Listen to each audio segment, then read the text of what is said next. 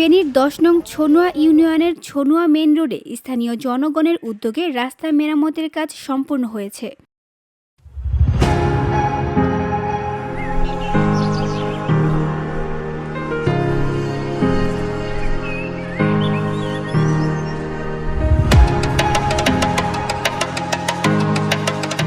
নিজস্ব অর্থায়নে এ কার্যক্রমের তত্ত্বাবধান করেন ইউনিয়ন বিএনপির যুগ্ম আহ্বায়ক জাহাঙ্গীর আলম।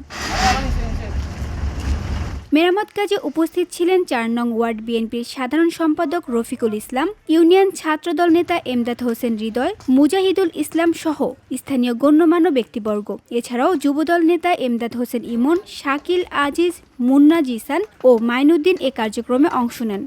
বুঞ্জার দোকান থেকে নতুন বাজার পর্যন্ত এই রোডটা দীর্ঘ 17 বছর কোনো কাজ হয়নি। এই বিশেষ করে 1 নম্বর, 2 নম্বর, 3 নম্বর, 4 নম্বর, 5 নম্বর এই 5টা ওয়ার্ড খুবই অবহেলিত। ছনুয়া ইউনিয়ন এই যে রাস্তাঘাট খুবই দুরবস্থা। এখানে আপনি দেখেন একটা গর্ভবতী মহিলা রোগী কিভাবে আসা যাওয়া করে, কত কষ্ট। একটা সুস্থ মানুষ হাঁটিয়ে গেলে তাই অসুস্থ হয়ে যাচ্ছে। এখন আমার দাবি হলো যেটা আমরা সরকারের কাছে বারবার আহ্বান জানাচ্ছি, সরকার একটা থোক বরাদ্দ চাইছে ইউনিয়ন পরিষদ থেকে, তারা তাদের এখানে বরাদ্দ না, এটা এলজিডির উপরে জিনিসটা দায়ভার চাপাচ্ছে। এখন আমরা স্থানীয় যে যুব সমাজ এবং আমরা ব্যক্তিগত উদ্যোগে আমরা এটা মানে বিবেকের তাড়নায় এটা আমরা নিজের অর্থায়নে, নিজস্ব অর্থায়নে এই রাস্তাটা একটা সংস্কার কাজে হাত দিয়েছি। অবাঞ্ছিত যে গাছপালাগুলো আছে এগুলো আমরা পরিষ্কার করে রাস্তাটা আপাতত সাময়িক সংস্কারে উপযোগী করে দেব। আমি সরকারের কাছে জোর দাবি জানাচ্ছি, অন্তত আমাদের এই রাস্তাটা অতি দ্রুত সংস্কার বা মেরামত যেটাই করুক, অতি দ্রুত এই রাস্তাটা জনগণের চলাচলে উপযোগী করে দেয়। স্থানীয়রা জানান, দীর্ঘদিন ধরে রাস্তাটি সংস্কার না হওয়ায় তারা চরম দুর্ভোগের মধ্যে ছিলেন। বিশেষ করে রোগী ও গর্ভবতী নারীর যাতায়াত এবং স্কুল, কলেজ ও মাদ্রাসার শিক্ষার্থীদের চলাচলে সমস্যা হতো। স্থানীয় প্রশাসনের দ্বারস্থ হলেও কোনো সমাধান হয়নি।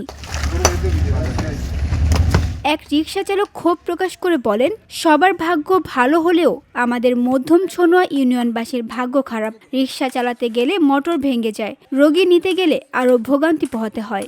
এই রাস্তাটা ভাঙ্গা, আমরা যাতায়াত করতে আমরা খুব অসুবিধা হয়, আমাদের প্যাসেঞ্জারের অসুবিধা হয়, আমরা গায়ে গোয়া ভাঙ্গি যায়। আমরা এই রাস্তাটা আমরা সরকারিভাবে আমরা কাজকরণ চাই।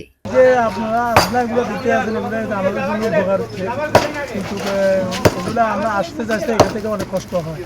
তো যখন দিচ্ছে ইনশাল্লাহ ভালোই হবে। স্থানীয়রা অতি দ্রুত রাস্তাটি পুনরায় সংস্কারের দাবি জানিয়েছেন। VOD Bangla news desk.